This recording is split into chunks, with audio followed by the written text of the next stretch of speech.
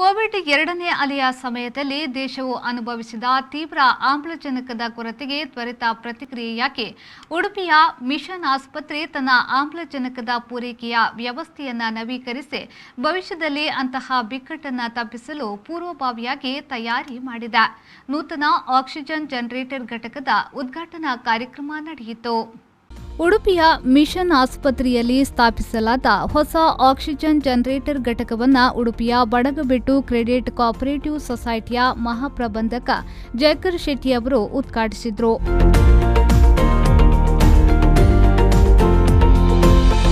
ನಂತರ ಮಾತನಾಡಿದ ಅವರು, ಮಿಷನ್ ಆಸ್ಪತ್ರೆಯೊಂದಿಗೆ 30 ವರ್ಷಗಳಿಂದ ಒಡನಾಟ ಹೊಂದಿದ್ರು ನಿರ್ದೇಶಕರಾಗಿ ಡಾ. ಸುಶೀಲ್ ಜತ್ತನ್ನ ಅವರ ಆಗಮನದ ನಂತರ ಕಳೆದ 6 ವರ್ಷಗಳಿಂದ ಕ್ರಿಯಾತ್ಮಕ ಹಾಗೂ ಆಧುನಿಕ ಆಸ್ಪತ್ರೆಯಾಗಿ ಮಾರ್ಪಟ್ಟಿದೆ ಎಂದು ಹೇಳಿದರು. ಡಾಕ್ಟರ್ ಸುಶೀಲ್ ಜತ್ತನ್ ಅವರು ನಿರ್ದೇಶಕರಾಗಿ ಈ ಸಂಸ್ಥೆಯ ಜವಾಬ್ದಾರಿಯನ್ನು ತಗೊಂಡ ನಂತರ ಅವರು ಅವರ ವೃತ್ತಿ ಜೀವನ, ವೈದ್ಯಕೀಯ ಜೀವನದ ಚಿಂತನೆ ಒಂದು ರೀತಿಯಾದರೆ, ಇನ್ನೊಂದು ದಾನಿಗಳು ಎಲ್ಲಿದ್ದಾರೆ, ನಮ್ಮ ಆಸ್ಪತ್ರೆಗೆ ಎಲ್ಲ ಸವಲತ್ತುಗಳನ್ನು, ವಿಶೇಷವಾಗಿ ಮೂಲಭೂತ ಸೌಕರ್ಯಗಳನ್ನು ಸೌಕರ್ಯವನ್ನು ಒದಗಿಸಲಿಕ್ಕೆ ದಾನಿಗಳನ್ನು ಹುಡುಕೊಂಡು ಹೋಗಿ, ಯಾಕಂದರೆ ಹೋದ ಪುಣ್ಯ ದಾನಿಗಳು ದುಡ್ಡು ಕೊಡುವುದಿಲ್ಲ ಗೊತ್ತಿದೆ, ಅವರನ್ನು ಮನವೊಲಿಸಿ ನಮ್ಮ ಆಸ್ಪತ್ರೆಯ ಅವಶ್ಯಕತೆಯನ್ನು ತಿಳಿಯಪಡಿಸಿ ಜನರಿಗೆ ಇದರ ಅಗತ್ಯತೆ ಇದೆ ಎನ್ನುವಂಥದ್ದನ್ನು ಮನವರಿಕೆ ಮಾಡಿ ಅವರಿಂದ ಬೇಕಾದ ಸಹಾಯಕ ಅಥವಾ ಸವಲತ್ತುಗಳನ್ನು ತಂದುಕೊಳ್ಳುವಂತಹ ವ್ಯವಸ್ಥೆ ಮತ್ತು ಡಾಕ್ಟರ್ ಸುಶೀಲ್ ಜತ್ತನಲ್ಲಿ ಖಂಡಿತವಾಗಿ ಇದೆ. ಅದು ದೇವರು ಅವರಿಗೆ ಒದಗಿಸಿಕೊಂಡಿದ್ದಾರೆ. ಇಲ್ಲದಿದ್ದರೆ ಸಿಂಧಿ ಟ್ರೇಟಿ ಫೌಂಡೇಶನ್ ಅವರು ಇದೇ ಯೂನಿಟ್ಗೆ ಸರಿಸುಮಾರು ಆಕ್ಸಿಜನ್ ಜನರೇಟ್ ಪ್ಲಾಂಟ್ ಸುಮಾರು 35 ಲಕ್ಷಕ್ಕೂ ಮೇಲ್ಪಟ್ಟು ವೆಚ್ಚ ತಗೊಳ್ಳುವಂತಹ ಈ ಯೂನಿಟ್ ಇರಬೇಕು. ಸಮಾರಂಭದ ಅಧ್ಯಕ್ಷತೆ ವಹಿಸಿ ಮಾತನಾಡಿದ ಮಿಷನ್ ಆಸ್ಪತ್ರೆಯ ನಿರ್ದೇಶಕರಾದ ಡಾ. ಸುಶೀಲ್ ಜತ್ತನ್ನ ಅವರು, ಆಕ್ಸಿಜನ್ ಜನರೇಟರ್ ಘಟಕದ ಸ್ಥಾಪನೆಗೆ ಉದಾರ ಕೊಡುಗೆ ನೀಡಿದ ಅಜಿಂ ಪ್ರೇಮ್ಜಿ ಫೌಂಡೇಶನ್ಗೆ ಧನ್ಯವಾದ ಅರ್ಪಿಸಿದರು. 6 ಹಾಸಿಗೆಗಳ ಕೋವಿಡ್ ಐಸಿಯು ಮತ್ತು ಇನ್ನೊಂದು 4 ಹಾಸಿಗೆಗಳ ಕೋವಿಡ್ ಅಲ್ಲದ ಐಸಿಯು ಜೊತೆಗೆ 4 ಹಾಸಿಗೆಗಳ ಹೈ ಡಿಪೆಂಡೆನ್ಸಿ ಯೂನಿಟ್ ಸ್ಥಾಪಿಸಲಾಗಿದೆ ಎಂದು ಅವರು ಮಾಹಿತಿ ನೀಡಿದರು. ಕೇವಲ ಆಕ್ಸಿಜನ್ ಜನರೇಟರ್ ಅನ್ನು ಕೊಡಲಿಲ್ಲ, ಅವರು ಒಂದು ವೆಂಟಿಲೇಟರ್ ಅನ್ನು ಕೊಟ್ಟಿದ್ದಾರೆ, 2 high flow nasal oxygen system, ಇದು ಸ್ಪೆಷಲ್ ಆಗಿ ಕೋವಿಡ್ ಪೇಷಂಟ್ಸ್ಗಳಿಗೆ ಬೇಕಾದದ್ದು, ಹಾಗೂ 8 ಆಕ್ಸಿಜನ್ ಕಾನ್ಸಂಟ್ರೇಟರ್ಸ್ ಅನ್ನು ಕೂಡ ಅವರು ದಾನವಾಗಿ ಕೊಟ್ಟಿದ್ದಾರೆ. ಇದಕ್ಕೆ ನಾನು ತುಂಬ ಕೃತಜ್ಞತೆಯನ್ನು ಸಲ್ಲಿಸೋಣಾಯಿತು.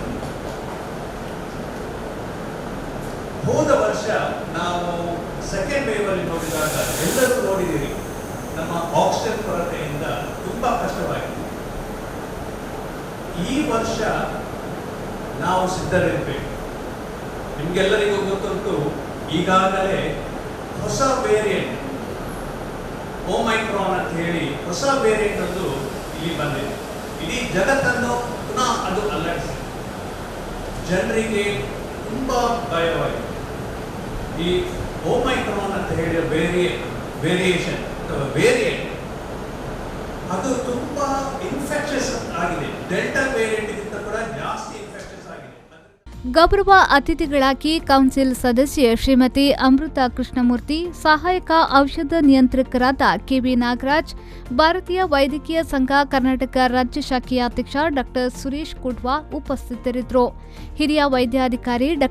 ಗಣೇಶ್ ಕಾಮತ್ ಸ್ವಾಗತಿಸಿ ಸದಾನಂದ ವಂದಿಸಿದರು.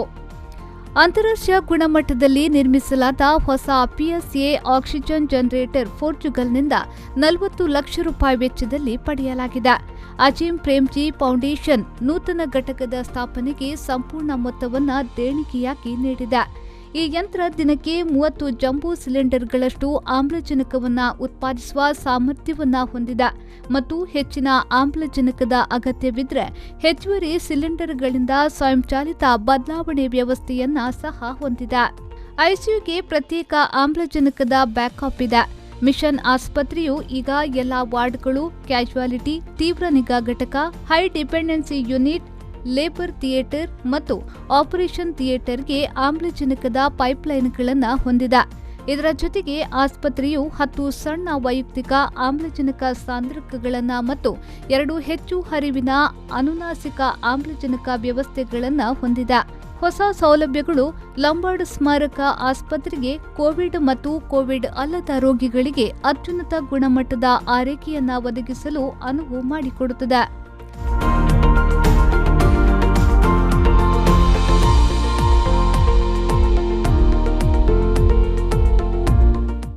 Bureau report V4 news Udupi.